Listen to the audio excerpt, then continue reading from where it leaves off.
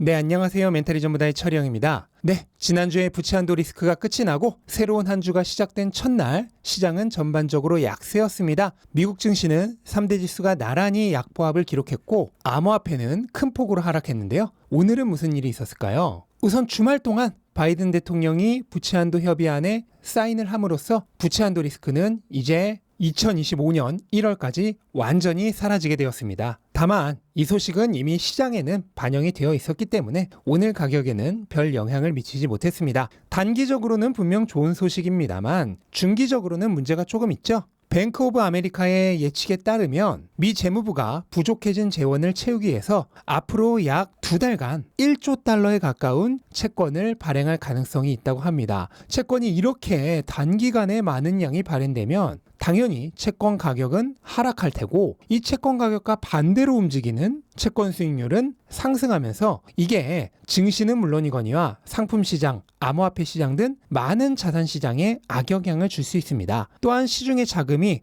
재무부로 빨려 들어가는 효과가 있어서 유동성이 줄게 되겠죠. 1조 달러의 유동성 흡수는 그 자체로 금리를 0.25%포인트는 올리는 효과가 있다고 합니다. 이 말대로라면 6월에 금리가 동결되더라도 시중 유동성은 금리가 0.25% 오른 것과 다를 바 없어진다는 얘기입니다. 따라서 중기적으로는 악재가 되겠죠. 하지만 장기적으로 보면은 결국 더 많은 부채의 발행은 더 많은 달러의 발행으로 이어지기 때문에 결국은 달러 가치의 하락 그리고 자산 가치 상승을 더 가속화시킬 뿐입니다. 대재앙이라도 일어나서 전 세계가 그레이트 리셋 되지 않는 한 미국은 이 흐름을 바꿀 수 없습니다. 마약 중독자가 스스로 마약을 끊지 못하고 점점 더 많은 양을 투입하듯 통화 중독자는 통화량을 줄이지 못하고 점점 더 많은 양을 투입해야 하는 것과 같습니다. 네, 그리고 미국 주식 1위 기업 애플이 혼합 현실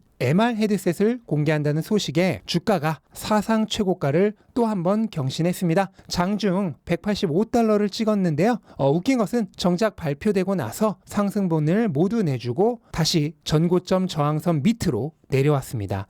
근데 이런 현상은 투자를 조금 해보신 분들이라면 전혀 웃길 일이 아니라 평범한 일이라는 사실을 아실 겁니다. 원래 기대감에 오르다 뉴스가 발표되면 내리죠. 뉴스에 팔아라라는 말이 이래서 있는 겁니다. 애플의 비전 프로는 더 업그레이드된 증강현실 헤드셋입니다. 가상현실 VR과 증강현실 AR을 혼합했다는 개념에서 MR이라는 단어를 사용했습니다. 기존의 증강현실이 외부 데이터를 토대로 문자나 그래픽과 같은 가상 정보를 보여주는 기술이었다면 혼합현실은 거기에 VR과 같이 사용자의 반응을 추가할 수 있는 상호작용 가능형 증강현실이라고 이해를 하시면 되겠습니다. 이 헤드셋을 착용하면 방 안에서 마치 큰 모니터를 보는 것 마냥 콘텐츠를 볼 수도 있고 여러 앱들을 눈 움직임이나 손가락 움직임만으로 컨트롤할 수도 있게 됩니다. 방구석 확장용 기기가 아닌가 하는 생각도 드는데요. 가장 좋은 거는 물리적으로 큰 스크린이나 여러 대의 모니터 같은 거추장스러운 장비 없이 헤드셋 하나만으로도 유사한 환경을 만들 수 있다는 거겠죠. 근데 보시면 아시다시피 아직은 시험 단계 수준의 제품이라 애플의 매출을 의미 있게 높이지는 못할 것으로 예상이 됩니다. 일단 출시도 내년 초에나 예정되어 있고 배터리 타임도 2시간밖에 안 돼서 사실상 거치형 기기에 가깝다고 보시면 되겠고요. 거기에 굳이 착용해보지 않아도 장시간 착용 시 심하게 불쾌할 정도로 무겁고 답답할 것이 뻔하게 느껴지죠. 이건 고글형 제품을 몇 번 사용해보신 분들은 다 아실 겁니다. 결정적으로 가격이 약 3,500달러, 한국에 출시되면 아마 500만 원 언저리가 될 것 같은데요. 소수의 얼리 어답터들만 사겠죠. 따라서 애플 실적에 의미 있는 보탬이 될 거라 생각하진 않습니다. 하지만 그거는 단기적 예측이고요. 애플의 향후 비즈니스 라인에 메타버스와 증강현실이 강력하게 추가된다는 점에서는 분명 장기적 비전에는 도움이 될 것입니다. 제품은 출시가 거듭될수록 점점 업그레이드되고 가격은 내려가겠죠. 언젠가는 누구나 쉽게 사용할 수 있는 제품이 될 텐데 미래에 반드시 올 메타버스 시대에 메타뿐만 아니라 애플도 강력한 하나의 축이 될 수 있다는 점을 시사해주는 소식입니다. 최근 미국 증시는 나스닥을 중심으로 강력한 상승을 전개해 왔는데요. 계속해서 상승만 하는 자산은 없기 때문에 한 번쯤 조정이 올 가능성도 언제든지 있습니다. 기술주가 AI라는 테마와 맞물려서 상승하는 동안 가치주들은 횡보를 계속해 왔는데요. 따라서 기술주가 한 번쯤 꺾이고 반대로 가치주에 매수세가 몰리는 순환매가 조만간 올 가능성이 충분히 있습니다. 오늘 애플이 사상 최고가에서 저항을 맞고 내려간 부분은 이 순환매를 암시해주는 장면이 될 수도 있지 않을까 하는 생각도 듭니다. 미국 증시의 올 2분기 실적 전망치도 그리 밝지만은 않습니다. 팩트셋의 집계에 따르면 S&P 기업들의 올 2분기 EPS는 6.4% 감소할 것이라고 시장은 예측하고 있습니다. 지난 1분기 때도 5% 감소할 것이라고 예측을 했었죠. 그런데 실제 결과는 8% 상승했습니다. 이번 2분기도 예측과는 다르게 상승으로 마감될지는 지켜봐야겠지만 문제는 그게 아니라 어차피 이번 1분기, 2분기 실적이 실적 시즌의 바닥이라는 점이 정말로 중요합니다. 1, 2분기를 이렇게 비관적으로 예측했던 전문가들조차도 하반기부터는 실적이 반등할 것이라고 보고 있습니다. 그러니까 현재가 미국 증시 실적의 바닥이라는 것이죠. 그리고 실제 상황보다 항상 앞서가는 시장은 이미 불장을 향해 달려나가고 있습니다. 현재 나스닥의 상승세를 보면은 이 사실이 정말 문자 그대로 정확하게 펼쳐지고 있죠. 네, 그리고 암호화폐는 미 증권거래위원회가 세계 최대 거래소인 바이낸스와 CEO인 창펑자오를 기소했다는 소식에 크게 하락했습니다.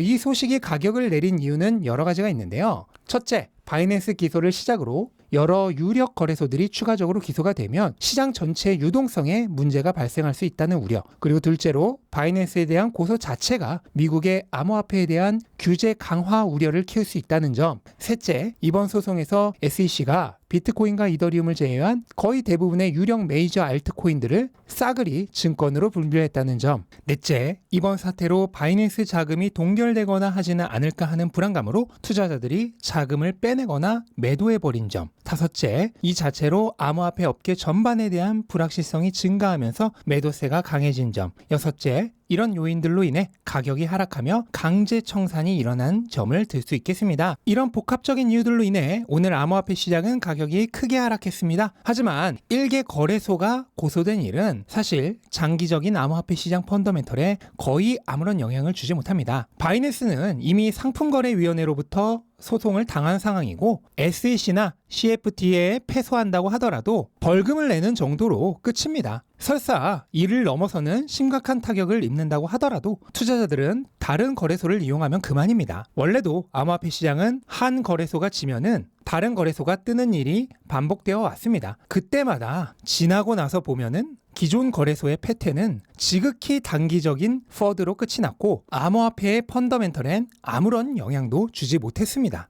결정적으로 이번 SEC의 바이낸스 기소는 FTX 사태와는 근본부터가 다른 문제입니다. FTX는 거래소가 사용자 자금을 방만하게 운영하다 파산해버린 사태로 업계 자체적으로 자금 운용에 대한 불투명성 문제를 드러낸 내생적 문제였고 바이낸스 고소는 한 일개 거래소가 업계 외부 기관으로부터 고소당한 외생적 문제로 FTX처럼 파산으로 인해 수많은 자산들이 청산당하거나 동결되는 사이드 이펙트도 발생하지 않습니다. 따라서 암호화폐 시장에 주는 충격도 일시적일 것으로 보고 있습니다. 오늘 보시는 것처럼 가격은 기대감에 급등했다가도 실망감에 다시 급락하고 본질적 가치와 상관없는 노이즈에도 크게 영향을 받습니다. 단기적 가격은 자산의 펀더멘털과 상관없는 투자자들의 당장의 심리에 의해 좌우되기 때문입니다. 사람들은 이런 가격을 자산의 가치라 착각하는데 그렇지 않습니다. 감정으로 결정되는 단기적 가격은 가치와 아무 상관이 없습니다. 중요한 것은 그 가치를 볼 수 있는 자신만의 확고한 가치 판단입니다. 이게 있는 사람은 어떠한 상황에도 흔들리지 않습니다. 반대로 매일 흔들리고 매일 일희일비하는 사람들은 어떤 사람들일까요? 자기만의 가치 판단이 되어 있지 않은 사람들입니다. 이 자산의 진짜 가치가 얼마인지를 모르겠으니 감정에 따라 움직이는 가격에 함께 흔들리게 되는 것입니다. 따라서 우리는 자산의 올바른 가치를 판단하는 능력을 키워야 합니다. 방법은 수많은 투자 선배들의 저서에 이미 다 나와 있습니다. 모르면 공부하면 됩니다. 제 책인 돈의 규칙과 그 부록에도 제가 알고 있는 가치 판단의 방법을 다 적어드렸습니다. 가치 판단 없이 하는 투자는 투자가 아니라 그냥 요행바라기입니다. 혹시라도 제 말에 찔리신 부분이 있다면 오늘부터라도 진심으로 공부를 시작해 보시길 바라겠습니다. 그동안 내가 알던 세계와는 완전히 다른 세계가 있다는 경험을 해보게 되면 투자의 공부가 더욱 재밌어질 것입니다. 네, 이것으로 오늘 영상 마치겠습니다. 영상 도움되셨다면 구독과 좋아요 부탁드리고 즐거운 하루 되시기 바랍니다. 감사합니다.